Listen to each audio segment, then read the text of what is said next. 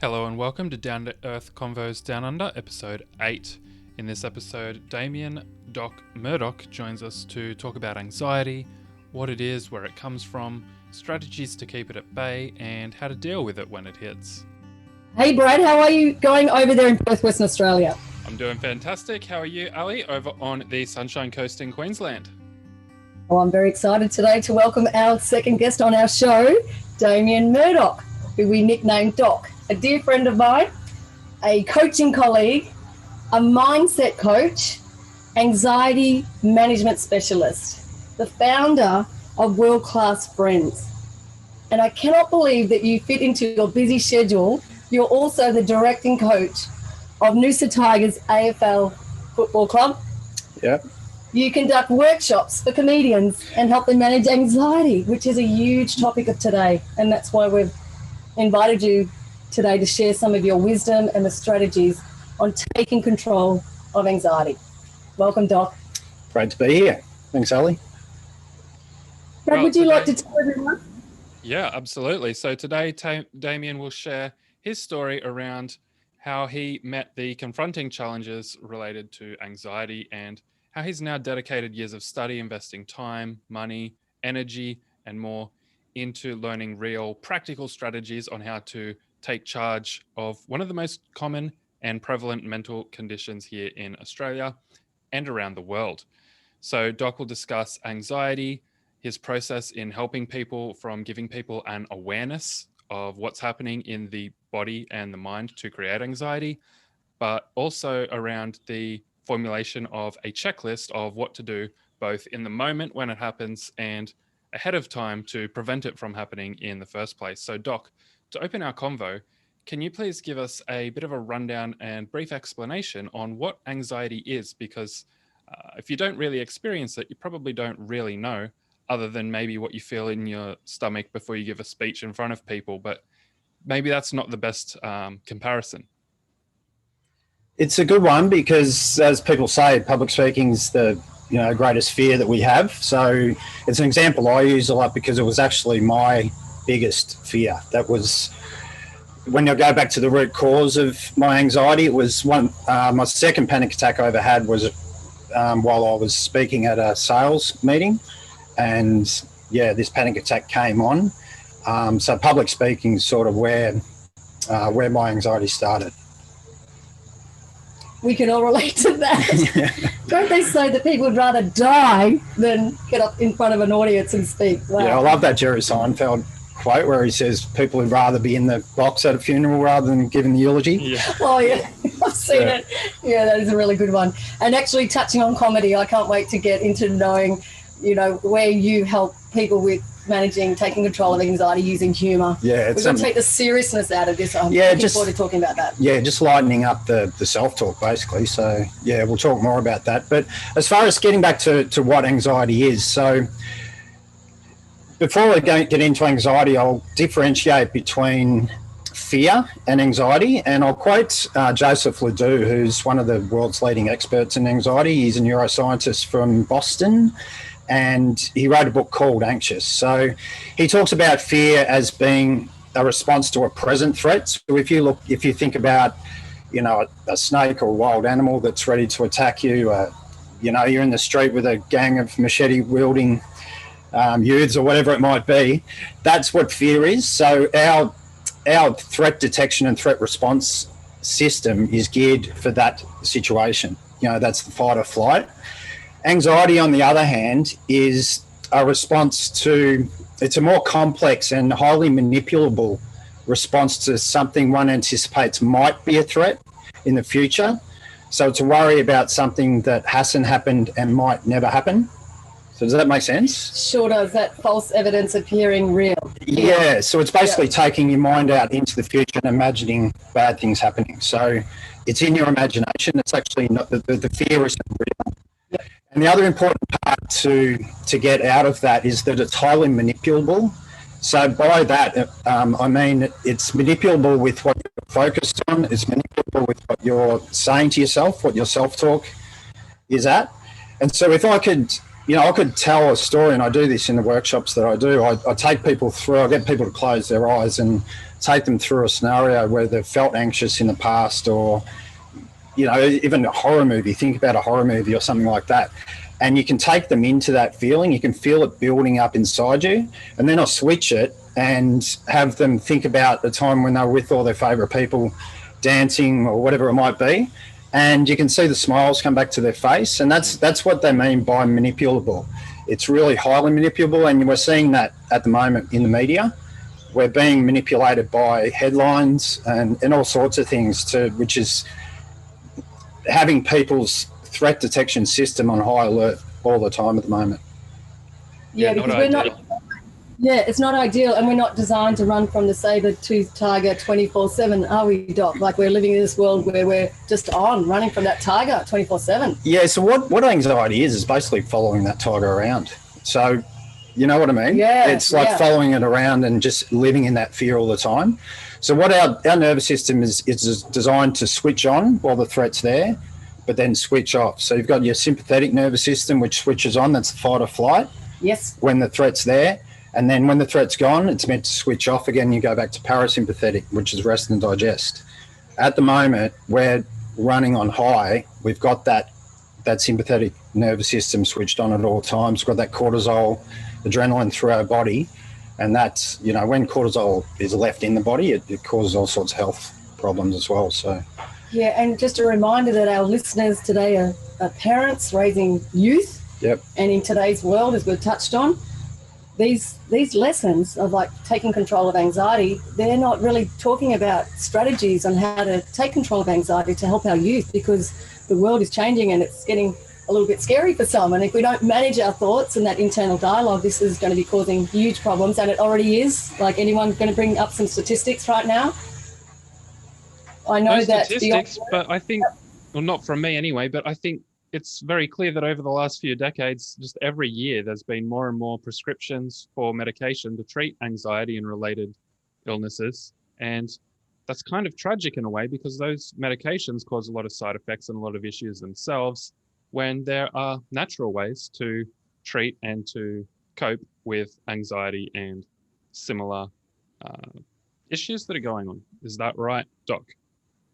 Yeah, it is. And just one thing that came to mind then too, I tend to be a glass half full sort of guy now. So with anxiety, you know, there's a lot of doom and gloom around it, but I see it in a slightly different way. And if you use my example, the anxiety that I had actually has forced me to look and learn about myself and the way and the mind. And so I see, you know, because it is an epidemic, as I see it, you know, of anxiety, but I see the positives coming out of that is that these young people and people of all ages really are actually learning about their mind to overcome anxiety. And then once you learn about your mind and learn what you're capable of, it raises everything to another level. So that's the positive I see out of it. Yeah, that's right. So we need to get out there and spread the word on these strategies. Yeah, well, that's the opportunity that comes out of it. I've got one question based on your definition or how you framed anxiety there. I know a few people who feel that anxious feeling seemingly for no reason.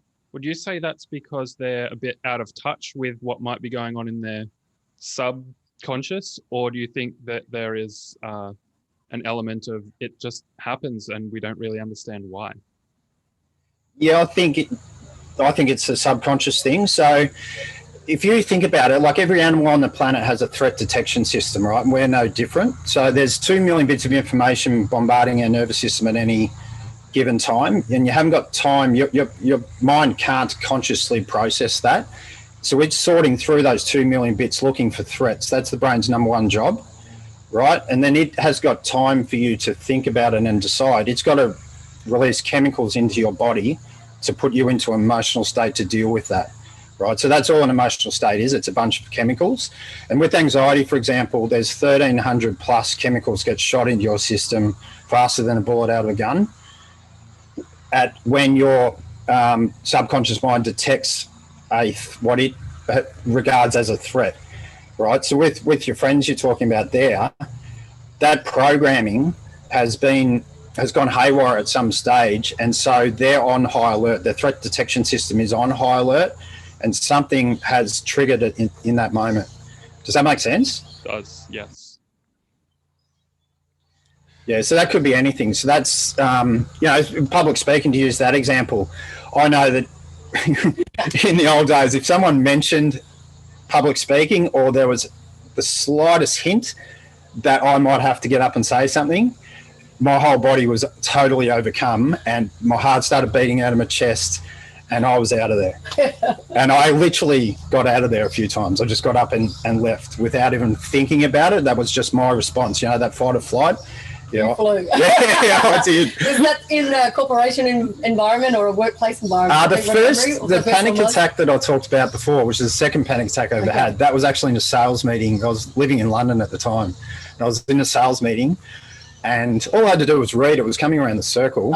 And all I had to do was read something. But as it came closer, my heart was beating, and before I knew it, I was down the stairs. And, oh my goodness! I shouldn't laugh, but we've got to bring some humour into it. Yeah, but I've had a lot of that sort of thing. Even like the business I had down in Victoria, I used to have to go to liquor licensing meetings, and all I'd have to do was stand up and introduce myself, and I just couldn't even do that. So I'd just excuse myself and come back later. Like it was just.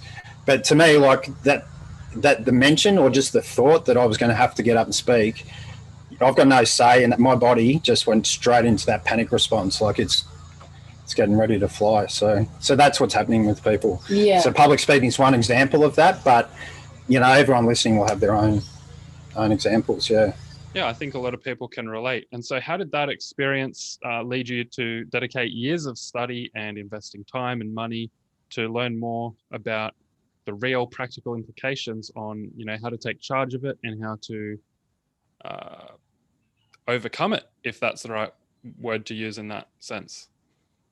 Right. Well, it's a great question, because now knowing what I know now, the reason why that happened to me in that sales meeting in London was a result of earlier experiences. Like when I was a little kid, I loved public speaking. It was like my job to do that, when something happened at school. But then I had a series of bad experiences, and I formed the belief that I wasn't a good public speaker.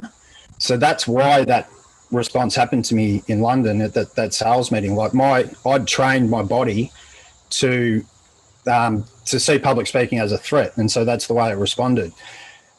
As a result of that, what happened in that sales meeting, I made a definitive decision that I was never going to speak in public again. Right. And so going forward, I'm just trying to avoid that at every, and you get really clever at avoiding those sorts of things. You avoid all sorts of situations. But then what happened to me was, it started off, I was just avoiding public speaking, but then my world sort of started to close in on me. So then it became, going to work. I started to get panic attacks around that, and then it just got worse and worse. And in the end, I was getting panic attacks going to the local shop. It just sort of, my comfort zone just closed in on me. And then before you know it, you can't leave the house. So your body is just seeing everything that you're doing as a danger. So it's responding with that panic response. Yeah, that's huge. Yeah. So from that, it got pretty low there for a while, and I had to leave my job. Eventually, I sold my business and I moved to Queensland just to basically sort myself out, just to find out what was going on. And by that stage, that was like 3 years after the major meltdown, when I was getting panic attacks every day. And in that 3 years, I really hadn't learned anything about it. I'd seen psychologists and so on, but I wasn't really getting anywhere as far as changing this response in my body. So, I moved to Queensland. I just thought I got to figure it out myself. So I went to uni for a few years, did a Bachelor of Health Science, and just learned about the mind and the body.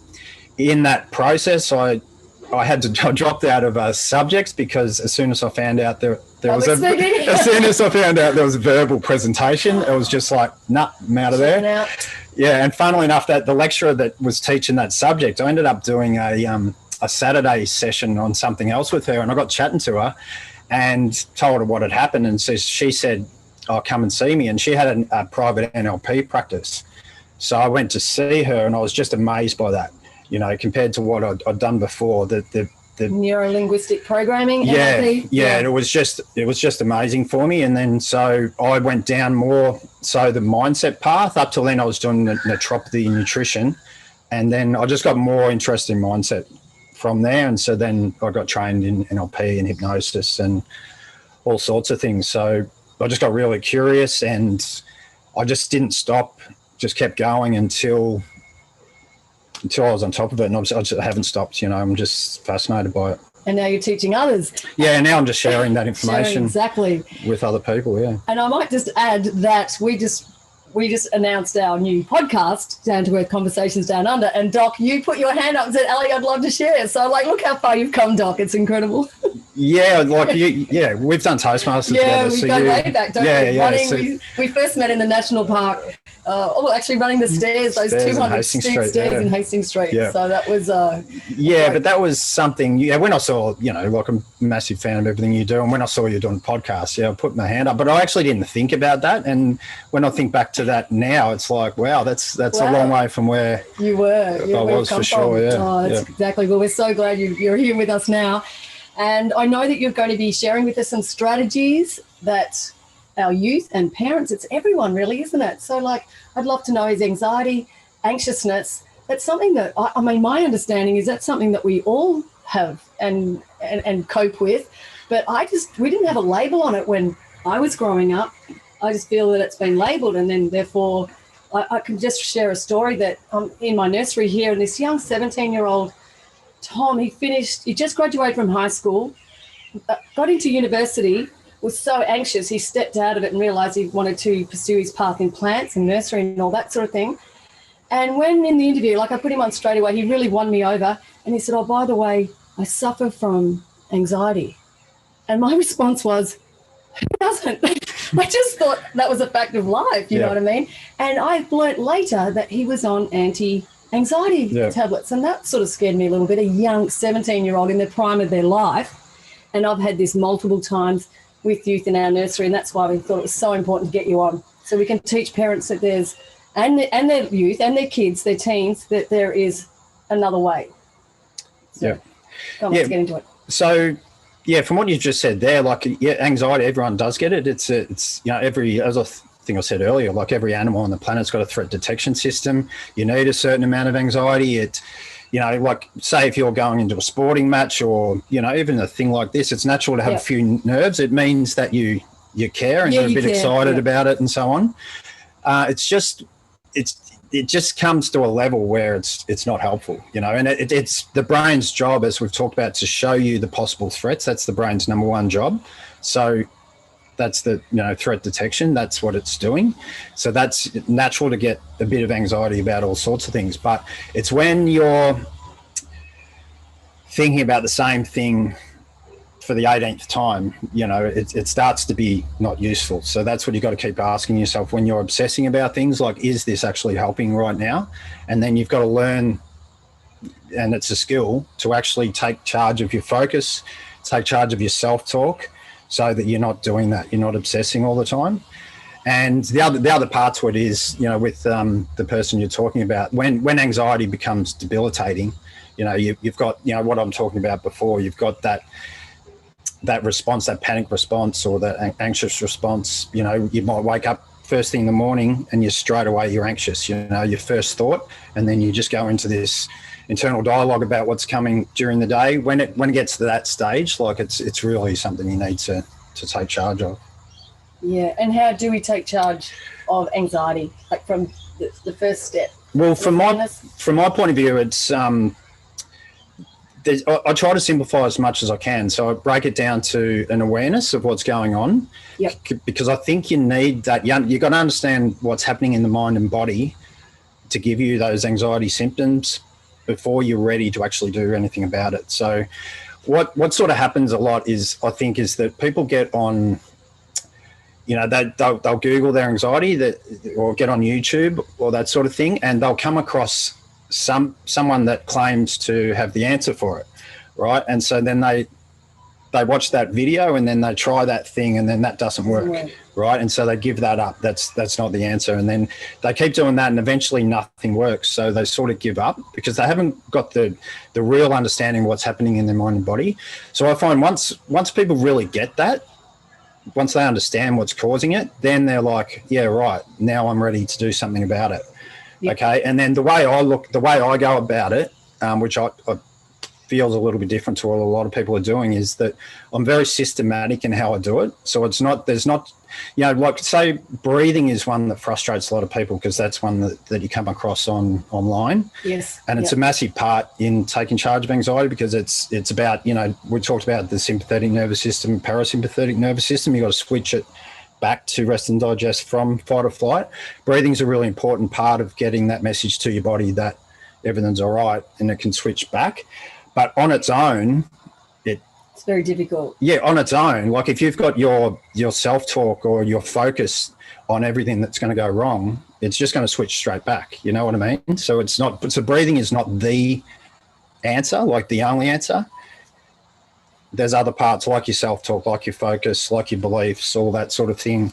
I look at it as a piece of the puzzle, and breathing's like a piece of the puzzle, whereas a lot of people are just given up on breathing because it didn't work, because they haven't learned that it's just a part of it. Does that make sense? Oh, it does. Yeah, that's right. Because there is no magic pill and everything is work. And if you care enough about yourself and put yourself number one, it's up to these people that are suffering from anxiety to look for coaches like yourself and know that it's just, maybe a series of a few things, doing a few things. Yeah, so to me, it's a system. Like for starters, you learn about what's happening in your mind and body. Then you take charge of, because we're talking about an emotional state. So emotional state's a bunch of chemicals. So what creates the release of those chemicals? That can be done consciously using, as I said, your physiology, your body language, your self-talk, your focus. Yes.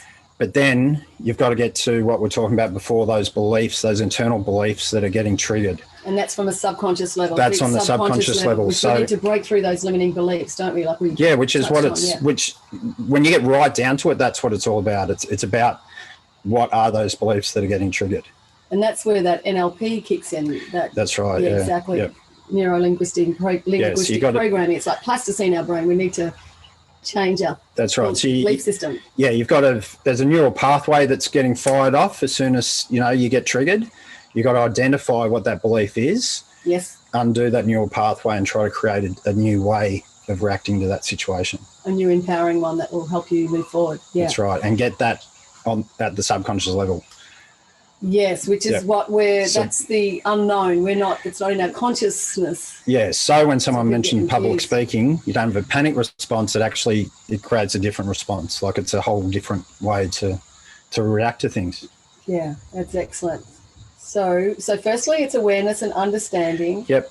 And then you've got you can identify that limiting belief that's deep in our subconscious. Yeah. So there's first there's the awareness, and then of what's going on, then that's the checklist, and that's the conscious things that you can do. So how to take charge of your emotional state. And then the second part of that is the unconscious part. Okay. Which is your beliefs. That's the checklist.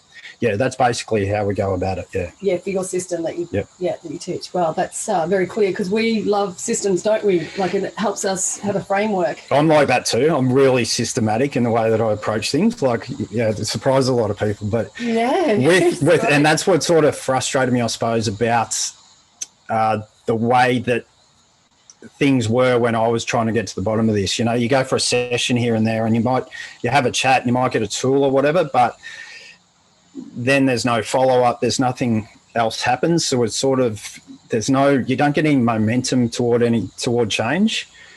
And, and the other thing we've talked about, and you're just watching little bits and pieces of information that you find online, but you don't get any momentum towards change. Yeah. So I love the system. Systems. Yeah. And then people know where they are in that path so they don't lose hope, which is a really important part of it as well. Absolutely. Because once the hope goes, energy goes. Yeah, that's right. And so because I'm a big fan of optimism, because you get a choice, don't you? You get to choose, see the good in people, the good in the world, the good in yourself, or you can go the other side, and that's all of that up here. So I think Brad and I were just speaking last night for ages, weren't we, Brad? And I just think if I had to find one line from my most transformational book that I've read, which is Napoleon Hill, Think and Grow Rich, we are all gifted, every single one of us have been gifted with the power over our own mind. We get to choose those thoughts, and that's that internal dialogue that we're saying to ourselves. So choose the thoughts that make you feel good. But I know that's so easily said, but it's not that easy to do, is it, Doc? Yeah, but I think that's you got to learn about your mind to have power over it. You got to understand how it works. Yeah. And that's what I was sort of talking about before. This anxiety epidemic is actually the way to get past your anxiety is to learn about your mind and how that's affecting your body and so on. Once you've done that, then you get to what you're talking about, then you can start to use the amazing power of it. Yeah, okay, great. So that's just, that's right. So like if I haven't done the work you've done, it's a little bit harder for me because I haven't understood that. Yeah, that's why deep down I've just got this, I wouldn't call it excitement, but there's this optimism about what's coming on the other side of this anxiety epidemic, because people like, even, you said about the role of the footy club, like these young guys are so far advanced than what I was when I was that age. There's so much more aware of their emotions and in touch with them. So it's, to me, that's exciting. It is. So we're talking young teenage men or teenagers, early 20s. Early 20s. So on, yeah. They're just open to so much more stuff to what we were, yeah. That's where we have to break that cycle, because from my generation, it was like boys don't cry, and they really bottled their feelings up and their emotions, and, they top the statistics in a lot of areas, don't they? Yeah. Men and boys. And it's hugely concerning, anxiety. If we don't take control of anxiety, it far worsens, doesn't it? And then, Yeah. Well, yeah, I think we're on the brink of an expansion in terms of consciousness for sure. And I really love the systemization of that. And just to kind of couch that in something practical, Doc. What would you say to someone who, for example, suffers a bit of anxiety around social settings? Maybe they're worried about people judging them, and that reinforces itself in their mind. They're thinking that. Could you step us through what that might look like with those 5 stages, if that was their what they were experiencing, and how that might? Okay, so in that situation, we learn they'll have feelings in their body. They'll know the symptoms and what's happening. Yep. So we just walk through, what's creating that, what's creating that chemical change that you can feel in your body. All right. So actually get to know what's behind that, how the program gets set up. So I suppose an example that might help is that, when you're a little kid and you touch your hand on a hot plate, it's an example I use a lot because everyone seems to get it. So, you burn your hand, you scream, you've got an emotional response to that. But from that, you never touch the hot plate again, right? So that's how a program is set up. Hot plate means pain, right? Yep. So in your friend's case there, in a social setting, at some stage, a social interaction means something to her. That's been set up at some stage, that program. So once you understand that, then we can start to unpack it a bit. All right. So then the next thing that I do is actually teach how to respond, how to take charge of your emotional state in that situation. And there's all sorts of things underneath the things I was talking about before. So your physiology, how you use your body, and that includes your breathing and your posture and even your smile and your eyes and everything, And then it's your self-talk. So getting to know your self-talk, because we've all got this cast of characters in our head. So, you've got your friend there when she's going to social situations, when she's all nervous and so on before she goes out, she's got a conversation going in her head. So you got to get to know what that conversation is. Who's that cast of characters? Who's in charge at that time? And where did that come from? So does that make sense? Yeah. Yeah. And I've got a process. I call them meaning questions. It's a series of questions that you ask yourself to take charge, so you can turn that around and take charge of that conversation in your head. All right. So you've got physiology, self-talk, and your third one is your focus. So what are you focused on? What's the mind movie or that picture you've got in your mind about what's going to happen in that social setting? Right. So you got to recognize that and turn that mind movie into something that you want and focus on that. Because with anxiety, like we talked about before, anxiety is taking your mind out into the future and imagining bad things happening. Right. That's the structure of anxiety. So you got to take charge of what that picture is. All right. So I'll teach that, but that's the conscious part. But really, once you come down to it, when you get down to it, it's really, what does she believe about herself or about the world, which is creating that, Right. Belief. creating that situation. So what did you say before? She's got nerves around the Social situation. settings, and in particular around the feeling of being judged by others. Exactly. So why does she feel she's going to get judged by others? Right. What are they going to judge? That's your beliefs about yourself and about other people, and that's what's getting triggered. Mm-hmm. So as soon as it gets to a point where that social situation comes up, and in her mind, it's time to get anxious about it. Right. So what's she deciding in order to feel that way about that? What's she deciding about herself? What's she deciding about the situation? And the answer to that question is the belief that's actually getting triggered. So once you identify the belief, then you can choose to keep it or you can choose to change it. Yeah, because you find out where it comes from, and it could be something that's passed down from generation to generation. That's just, or it could be something as a result of a situation that happened when she was a kid or a teenager or whatever it might be, and she's put meaning on that situation, and then that's formed a belief that now is getting triggered.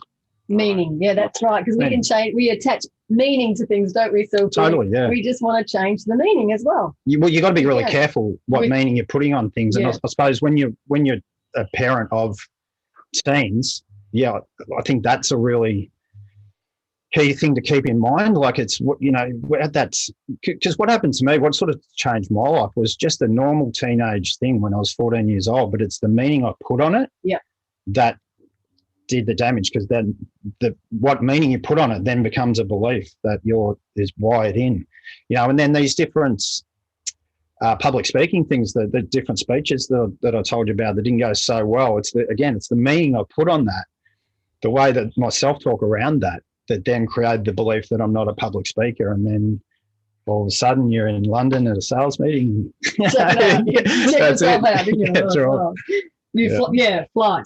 Yeah. So it's as far as like with teenagers, it just be careful and try to listen and talk to them around the meaning they're putting on the situations that happen, because it's just, when I look back, that's a tough age. It's a tough age, and that's and it's just everything's so confusing, and you're putting meaning on things, and if you've got someone to discuss that with, that's such a massive plus. That's right. They've got to find someone like a mentor or a coach. And footy, like that's another way where they can tap into a coach, and whether it's football or netball or what have you.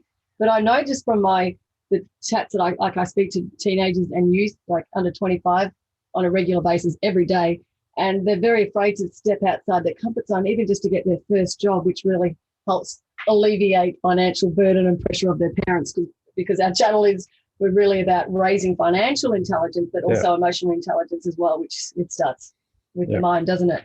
So for, say, a young teen, like I know one very well, she's 14, turning 15 next month, and she is a little bit choosy about where she wants to work because the job opportunities come up, but maybe she doesn't like the boss because the boss was a bit full on and, the plates were too heavy. What would you say to a young teen or a parent that's trying to, encourage their kids to get out in the workforce, for example, and they are anxious, anxiety, and they've got that fear of the unknown, stepping outside their comfort zone? What would you say to them? I know you've covered a lot already. So is anxiety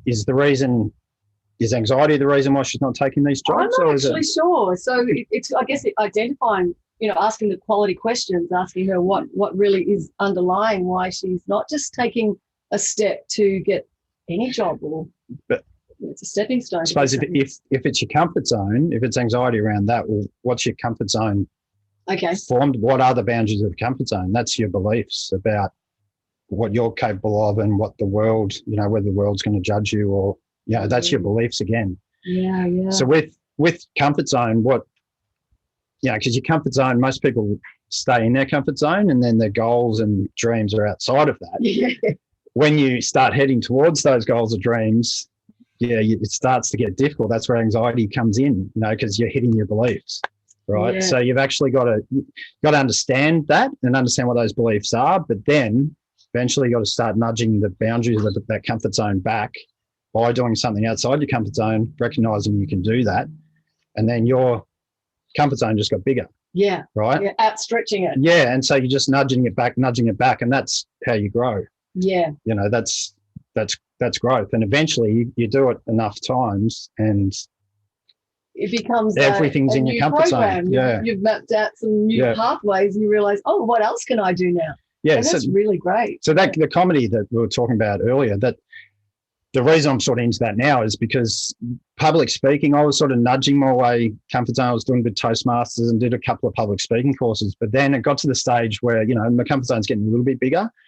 Got to the stage where I saw a comedy course poster on a wall and I was like, and I tried to ignore it for about 3 or 4 months, but then eventually I just knew I had to do it because that was the scariest thing I could ever think of. So I did that and I did a gig in front of about 200 people, but then suddenly, because it's so far out of my comfort zone, once you've done that, your comfort zone's so much bigger, and then everything. So, doing this morning, for example, all of a sudden is within that comfort zone. Yeah. Does that make sense? Yeah, absolutely. So you've expanded it further than what even this one is. Yeah. So if you're a teenager, that's a great way of life to actually just be excited about nudging boundaries of your comfort zone, because I'm sure, like, we can all agree, like, when you look back at your favourite times of your life, it's when you step outside your comfort zone and you prove you can do it.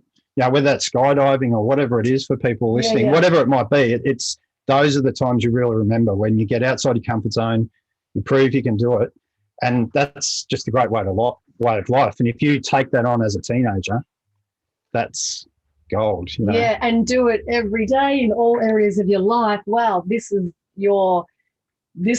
mark your destiny. Just if you have that mindset of just, this is okay to be nervous. And we can relabel. I've heard Simon Sinek say that we can relabel nervousness, anxiousness as excitement. Yeah, well, they're very similar. They feel very similar in the body. Yeah, so sometimes when, that was a really important point for me when I was getting over my anxiety. It was just sometimes, I was anxious, but sometimes, no, I'm just excited. And it's just that different way to look at things actually enables you to step up a bit. So it releases the same biochemistry. A lot of it's the same. Similar, yeah. Not so much cortisol and just more adrenaline, testosterone. Yeah. So whatever you do, I mean, even football, so on, you want to play excited. Yeah.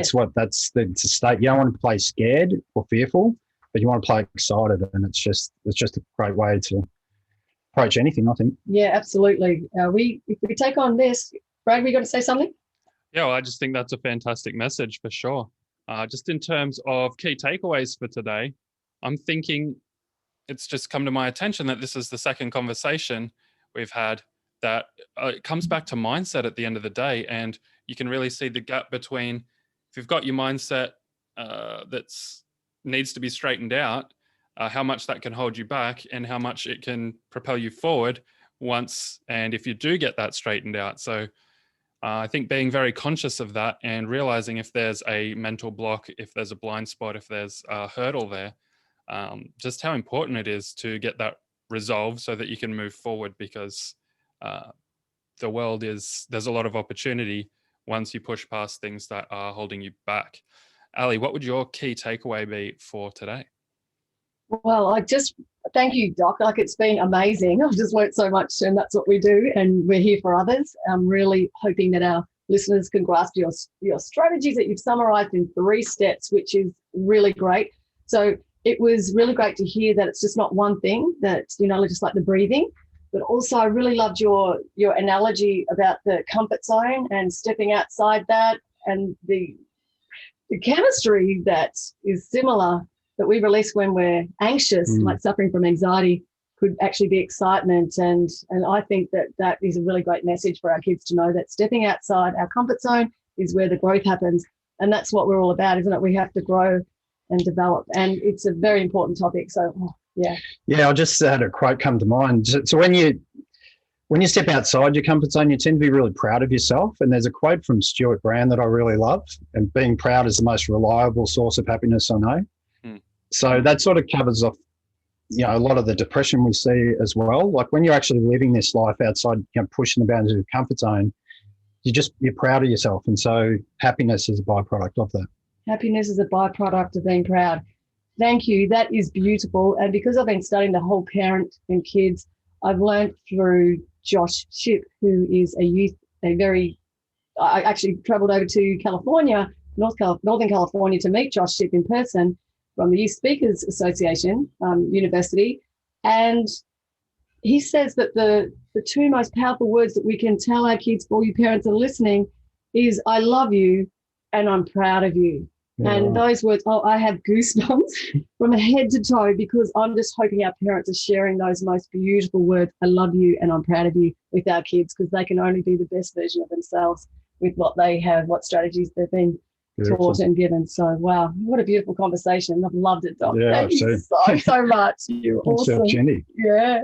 And Doc, where can people go to find out more about overcoming anxiety and more about you? All right, so I've got a website called worldclassfriend.com. There's a lot of information on there. I also run a page on Facebook and Instagram called Taking Charge of Anxiety, where I share a lot of the knowledge that I've learned. So you can jump on there. And I've got a page on Facebook called Damian Murdoch Mindset Coach, where there's anxiety on there, but there's also the work I do in the sporting field as well around peak performance, because it's basically all the same stuff. It's being in charge of your emotional state so that you can perform at your best. As we're recording this, the Australian Open's being played, and when you watch an event like that, just listen to how much the commentators talk about mindset rather than skill. It's a mental game, and that's what everything is, a mental game. So it's just But Damian Murdoch Mindset Coach is another page. Yeah, and I run a Facebook page an Instagram page called AFL Coach Quotes too, where I take quotes from elite sporting coaches and I sort of relate them back to people's lives. So that's you're an AFL fan, aren't you? Absolutely. Like Victorians. Good on the Victorians. Go Pies. Brilliant. Well, I'll have links to all of those in the description sections. Thanks everyone for joining us today. Be sure to follow if you're listening on the audio platforms, and subscribe if you're listening on YouTube. See you again next time. Bye for now. Okay. Bye for now. Thanks, Doc.